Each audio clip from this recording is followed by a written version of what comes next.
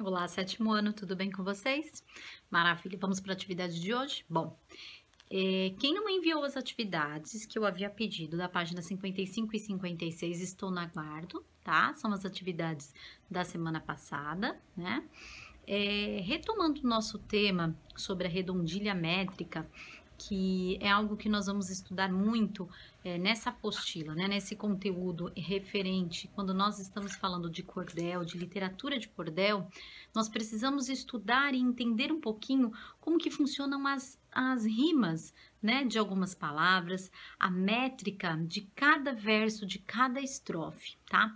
Pensando nisso, eu fiz esse vídeo para explicar. Então, lá no finalzinho, eu vou explicar para vocês como funciona toda essa questão da métrica, da redondilha, né, da separação das sílabas, né, que nem todas as sílabas parece que nós fazemos a separação silábica de uma maneira totalmente diferente. Fazemos a separação silábica, né, vamos dizer assim, conforme vocês aprenderam até agora, mas algumas sílabas, a última sílaba de uma palavra e a primeira sílaba da outra, às vezes elas vão se fundir, elas vão se transformar em uma só, tá? Mas eu vou explicar isso no finalzinho desse livro. Agora eu vou explicar as atividades que vocês desenvolverão na aula de hoje, tá? Eu estou em uma videoaula com uma outra turma. Qualquer dúvida, vocês podem me enviar no particular, que assim que finalizar a aula com os alunos, eu respondo cada um de vocês, combinado? Então, na página 57 é o seguinte, ele fala assim, ó, se você não é da Paraíba, talvez precise de um dicionário paraibês para entender os versos do poema do cordel a seguir, né? Então, é muito interessante que vocês deem uma pesquisada, né, dicionário do paraibês, para vocês entenderem. A linguagem do cordel é uma linguagem, nós havíamos falado isso na nossa última aula, né? Uma linguagem muito sertaneja, muito característica de cada região, tá? Aqui em Minas, nós temos uma linguagem muito peculiar, muito diferente, né? Diferente de muitas regiões, tá? Eu consigo perceber e fazer essa diferenciação muito grande da linguagem aqui de Minas com a linguagem dos paulistas, né? Que era a região que eu vivi, né, a maior parte da minha vida. Então, é muito interessante, tá? Algumas palavras que vocês estão tão acostumados a falar, que faz parte, né, do dia a dia de vocês, vocês nem percebem que o significado em outras regiões é diferente. A mesma coisa agora, nós vamos analisar aí o vocabulário paraibês, tá bom? Então, olha só, dicionário paraibês. Todos sabem no Brasil que o idioma é português, assim como lá na França todos falam francês. Por isso, na Paraíba, falamos paraibês, né? Então, o que que acontece? Olha só, dicionário paraibês. Correr é dar uma carreira. O cismado é escabriado. Coisa ruim é fuleiragem. Se não presta, é derrubado. O pedinte é esmolé. Cansado é estrupiado. Palavrão é nome feio. Vigiar é pastorar. Enganar é dar um migué. Rir dos outros é mangar. Fofoca chama fuxico. E persistir é pelejar, tá? E aqui na nossa região? Alguma correr, cismado, coisa ruim, se não presta, pedinte, cansado, tem significados específicos aqui da nossa região? Se tiver, tá bom? Eu quero que vocês, ó, principalmente os pais de vocês, tios, podem ajudar vocês a fazerem essa atividade, tá bom? Até mesmo entre vocês podem conversar. Então, olha lá, desafio. Na minha terra é... Então, por exemplo, correr é dar uma carreira. Lá é na Paraíba. E aqui em Minas, né? Correr é o quê? Né? Então, bom, eu não sei explicar, mas, por exemplo, correr é... Lá em São Paulo a gente fala assim, correr é zarpar, né? Sair, né? É o mesmo que sair correndo. Nossa, tô zarpando daqui, quer dizer, tô saindo daqui, tá bom?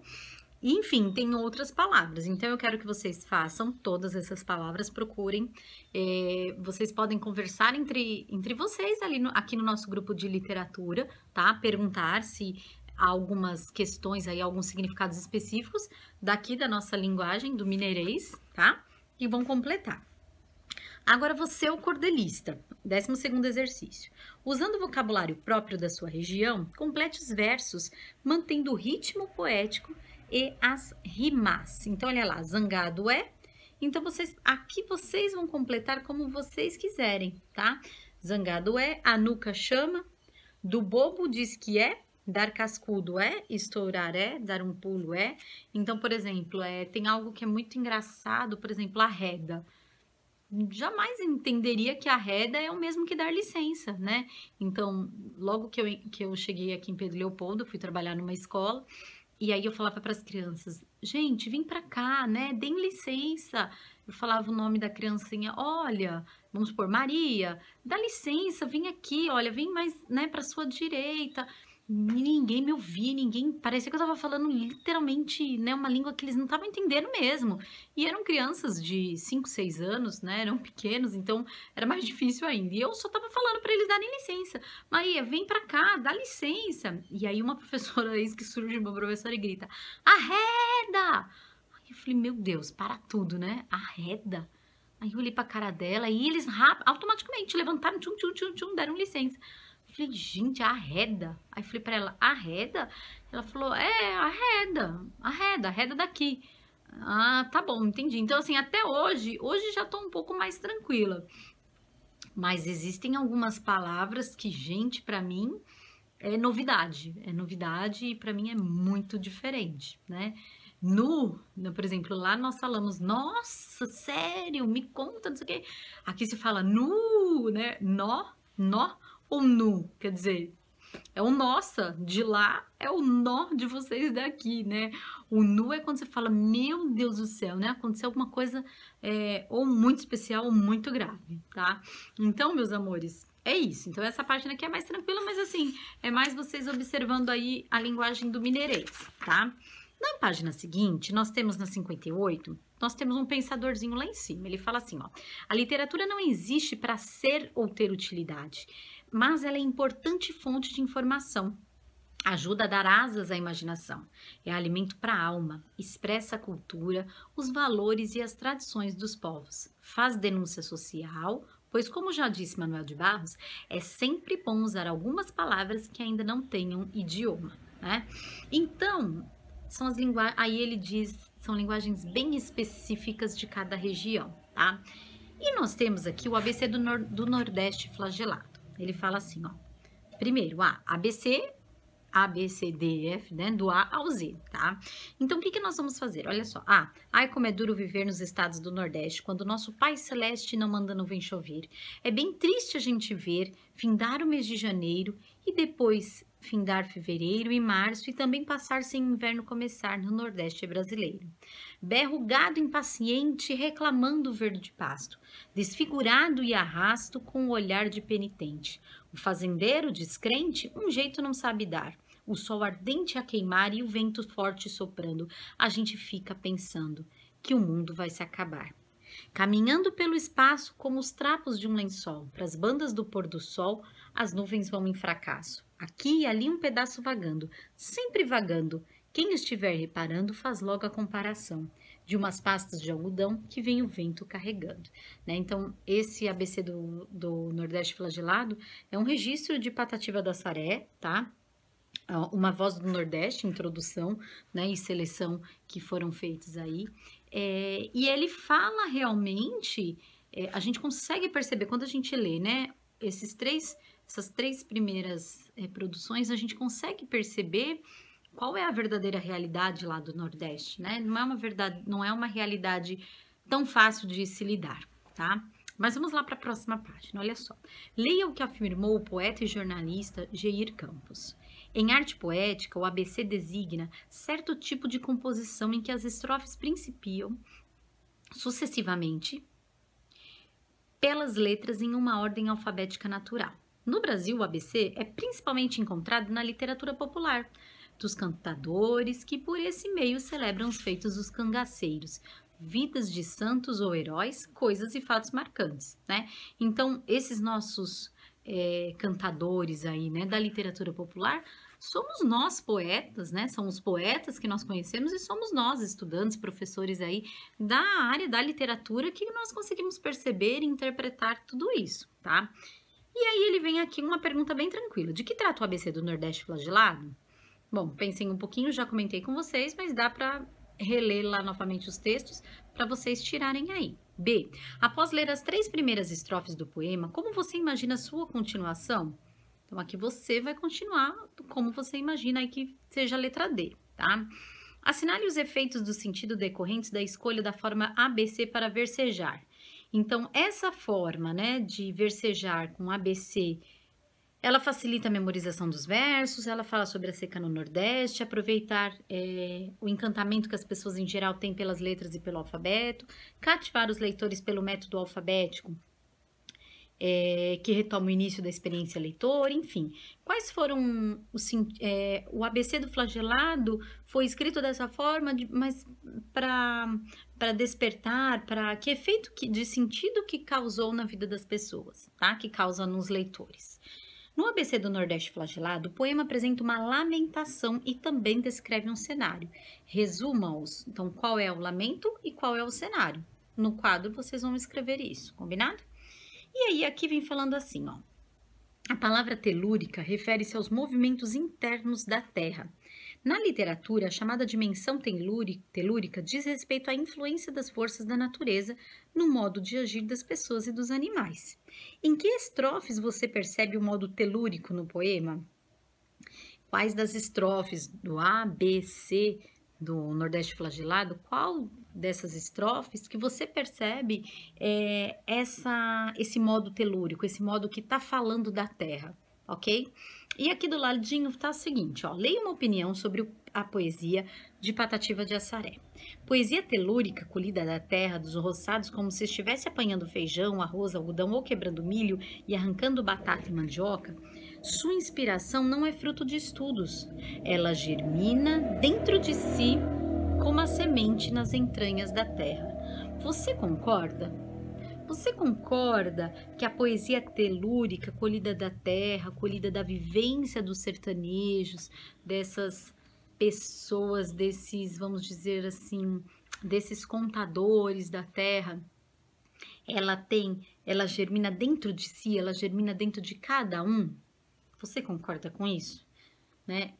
Então, se sim, porque sim, e se não, por que não? Mas esse daqui é uma discussão que nós poderemos fazer em aula, né? Mas vocês já fiquem pensando aqui nessa questão, combinado? Então, maravilha.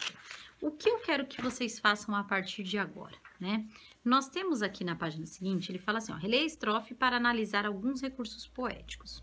Então, eu quero que vocês analisem essa estrofe da letra C, né? Lá do ABC do Nordeste Flagelado, olha só. Caminhando pelo espaço como os trapos de um lençol, para as bandas do pôr do sol, as nuvens vão em fracasso. Aqui e ali um pedaço, vagando sempre vagando. Quem estiver reparando faz logo a comparação de umas passas de algodão que o vento vai carregando. Se vocês repararem, por exemplo, espaço vai rimar com fracasso. Então, é uma rima A e lençol vai rimar com sol, certo? Então, é uma rima A, B, B, A. Depois, pedaço, olha lá, ela vai rimar com o quê? Com espaço e com fracasso. Então, ficou A, B, B, porque lençol rima com sol, então são as rimas iguais. Então, para cada rima, a gente coloca uma letra. Então, por exemplo, espaço rima com fracasso, que rima com espaço, com pedaço. Então, para esse do aço, aço, aço, nós vamos colocar a letra A. Lençol e sol, vamos colocar a letra B, tá? Então, lençol e sol, B e B. Na sequência, tá lá, vagando, sempre vagando, quem estiver reparando, faz logo a comparação de umas passas de algodão que o vento vai carregando. Todas as palavras que terminarem com ando, ando, ando, nós vamos colocar a letra C. Então, vagando rima com reparando, que rima com carregando, ok? C, C, e a última lá, carregando C. E comparação rima com algodão. Então, ão e ão. Então, o que nós vamos colocar? A letra D. Para marcar essas rimas. Então, quando nós fazemos uma produção, quando a gente cria um poema com essas rimas, a gente tem que pensar muito nesse tipo de rima. Se ela tá combinando, vamos supor, se o primeiro verso combina com o segundo verso, ou se o primeiro... Ah, não, eu quero fazer do primeiro verso combinando com o meu terceiro verso. Então, você vai fazer uma rima A, B, né? Ah, não, eu quero fazer o primeiro e o segundo rimando, e o A, B, A, e aí o segundo e o terceiro eu vou rimar também em outras, o terceiro e o quarto vão rimar com uma outra, o final vai ser uma outra rima. Então, aí então para cada rima do verso que eu encontrar, que nós analisarmos, nós colocamos uma letra, né, em caixa alta do nosso alfabeto, combinado? Isso vocês vão fazer, tá? E aí vão parar aqui no 18º questão. Aí eu vou passar para cada um de vocês, eu vou fazer uma lista, porque nós vamos fazer o ABC. Nós não lemos o ABC do Nordeste Flagelado? Nós vamos fazer o ABC de Pedro Leopoldo. ABC de Pedro Leopoldo, tá bom? O ABC da cidade de Pedro Leopoldo. Então, nós vamos fazer essa atividade, vocês vão fazer agora, vão registrar lá no caderno de vocês, combinado? Vão escrever, vão fazer as rimas e vão me apresentar que rima que vocês usaram. Então, do primeiro verso rimando com o segundo, então, A, ou do primeiro rimando com o terceiro e do segundo rimando com o quarto. Então, ficou uma rima A, B, A, B. Então, nós vamos pensar e vamos parar nesse detalhe das rimas aí hoje, ok? Vamos fazer esse 18º exercício. Por hoje é só isso, mas não deixem de fazer, não deixem de realizar as atividades, façam, encaminhem as fotos para o meu e-mail, combinado? Por favor, por e-mail, conforme eu já pedi no segundo vídeo da aula de hoje, certo? Um abraço, amores, até a próxima aula.